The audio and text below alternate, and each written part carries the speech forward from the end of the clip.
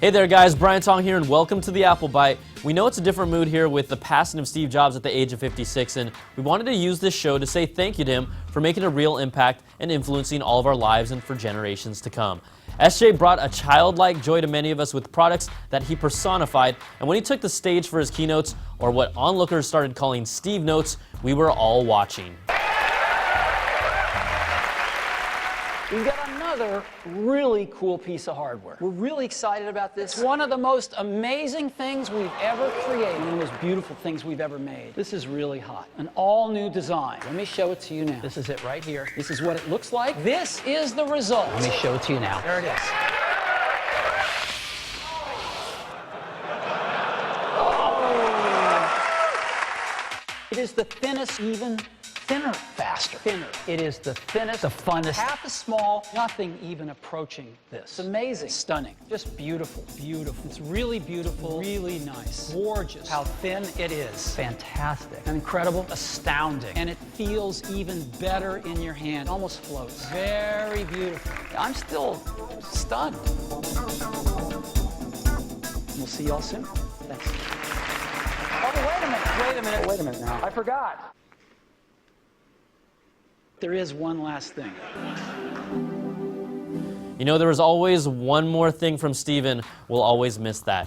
Now, I didn't realize that I would actually have such strong feelings about his passing, and I wasn't the only one. After learning of his death, people went to a place where they felt connected to him, the Apple Store. So here's a collection of their thoughts and reactions. Genius only comes around once, I don't know, a couple centuries. So like this. So saying thanks and rest in peace.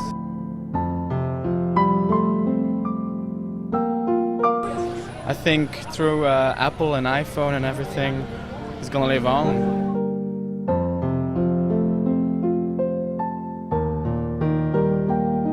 I don't really think that words can really describe anything about Steve other than just greatness. It's just right to do, to respect a guy who had given the world so much, in terms of technology and rejuvenated a company that was on the edge of disaster. Mr. Jobs was a visionary who changed the world. He changed the face of technology, and his perfectionism shows itself in everything he did. And this is where we go to recognize his achievements. I was founder and CEO of an app development company. He made that entire company possible. I wouldn't have been doing what I was doing for the last few years if it wasn't for the iPhone and his inventions. I just feel incredibly sad. I think the world over has lost a really incredible man and a visionary, and he'll be deeply missed. Apple stores also turned off the light behind their iconic logo to remember Steve. But those crowds will soon be replaced with the iPhone 4S launching in the next week. We're not done talking about Steve yet, and his legacy will be felt throughout Apple's future products, including the iPhone 4S. So here's a preview of what you guys can expect when it launches. Brian Tong here with CNET.com from our headquarters in San Francisco, California, with our recap of the iPhone 4S. Now, the phone looks a lot like this, the iPhone 4, and we know from your feedback that plenty of you were hoping for something more design-wise, but really, its biggest improvements are under the hood. Now, the iPhone 4S is loaded with an A5 dual-core processor, which Apple claims has twice the power and 7 times faster graphics for gaming, while also improving talk time battery life by an hour. So we'll see how it fares in our lab tests. The 4S also improves on one of the best smartphone cameras on the market with an 8-megapixel camera that now shoots 1080p video. They've also made improvements to the antenna design, and the phone has faster mobile data speeds with HSDPA compatibility. It will get all of the new features in iOS 5, but exclusive to the iPhone 4S will be Siri. They like to call it their intelligent voice assistant. You hold onto the home button to initiate the feature, and then you can ask it questions like what's the weather, find the nearest burger restaurants near you, or create reminders with your voice. Remind me to grab the present when I get home. Here's your reminder for when you get home. It's the next level of voice control and interaction with the phone, so once we get our hands on it, we'll see if it's as impressive as it looks. Now, the iPhone 4S will be available on AT&T, Verizon, and now Sprint in the United States. It's also a world phone that's compatible on GSM and CDMA networks. It will come in 2 colors, black and white, and 3 flavors. The 16 gig will be $199 with a 2-year contract. The 32 gig will be $299, and the all-new 64 gig capacity will be $399. Pre-orders start online on October the 7th, and the phone will go on sale on October the 14th. So there you have it. I'm Brian Tom with CNET.com, and there's your quick recap of the iPhone 4S. Now, we know there was a lukewarm reception when it was announced, but it really has the guts of a next-generation phone, and with everything that's happened in the past week, calling the iPhone 4S the iPhone for Steve doesn't really feel that silly at all. Now, we wanted to leave you with a feature that was put together by our team with Brian Cooley, and it's a retrospective profiling the highs and lows of Steve Jobs' career. He had an amazing run, and he was a man so unique, we probably won't see anyone like him in our lifetime. Thank you, Steve, for everything, and we'll all miss you. You have to trust that the dots will somehow connect in your future.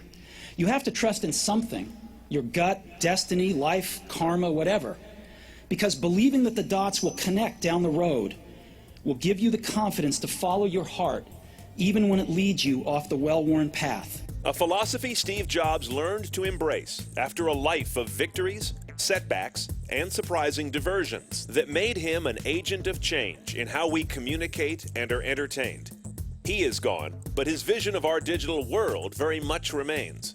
The story of his life in technology played out in 3 acts, the magnitude of which can only really be seen now, looking back. Act 1. It's 1977. Jobs and Apple co-founder Steve Wozniak introduced the Apple II, the first successful personal computer.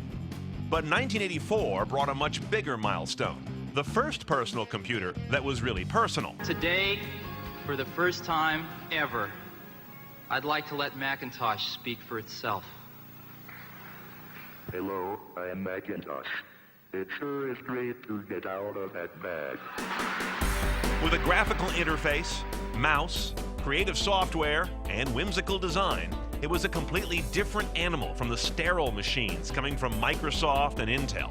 Just as different was the TV commercial that announced the Mac, one they still talk about in the ad business today, and which showed Jobs knew technology sells better with a little hype.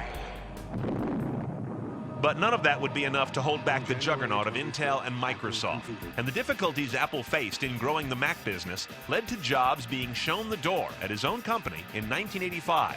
I was basically fired from Apple when I was 30. That was difficult when it happened, but maybe the best thing that ever happened to me. Act 2. Shortly after Jobs' ouster, he founds Next to produce a new kind of advanced workstation computer that runs on an object-oriented software architecture, which would become the basis of a dramatically new and better Mac OS years later. Similarly telling was the design of the Next machine. Stylish, austere, and breaking convention. Sound familiar? In 1986, Jobs also acquired the graphic arts division of Lucasfilm, turning it into Pixar, the studio that mainstreamed animated features, and can boast that its films deliver the highest average gross revenue of any studio in the film industry. But in classic form, Act 3 was Jobs' biggest. He retook the helm of a nearly bankrupt Apple and introduced the iMac the following year with what was the first of what we now call a Steve note. iMac comes from the marriage of the excitement of the internet with the simplicity of Macintosh.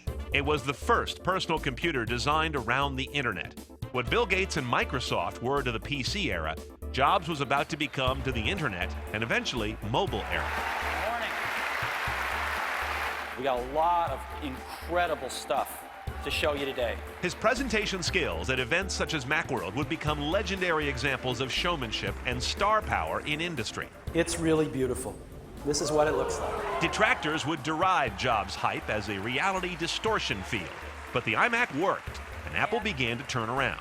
But Jobs' single biggest course change for Apple was not a computer, but the iPod. What is iPod?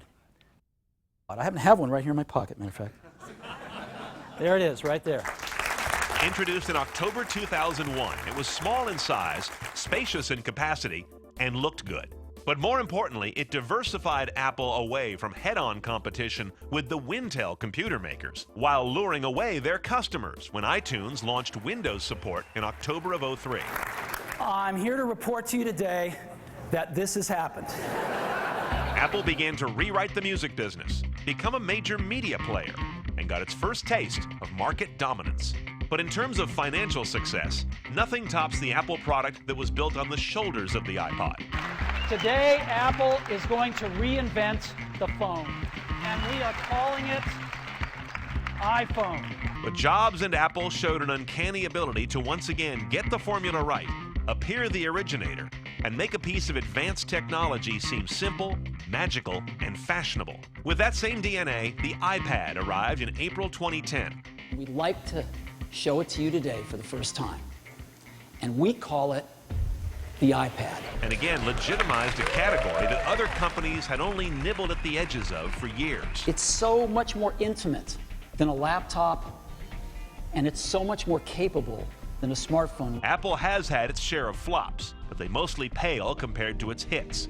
And there were always notes of hubris around the latter-day company, seen most in Jobs almost dismissing documented problems with the iPhone 4's antenna. We think it's affecting a small percentage of users, and we think some of that problem is inherent in most every smartphone.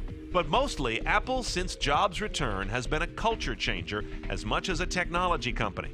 One of the biggest success stories in American business, and virtually indivisible from the identity of its CEO. And it seems right that the best epitaph for him might be found in the words of an Apple TV commercial that wasn't really selling anything except Apple. And while some may see them as the crazy ones, we see genius.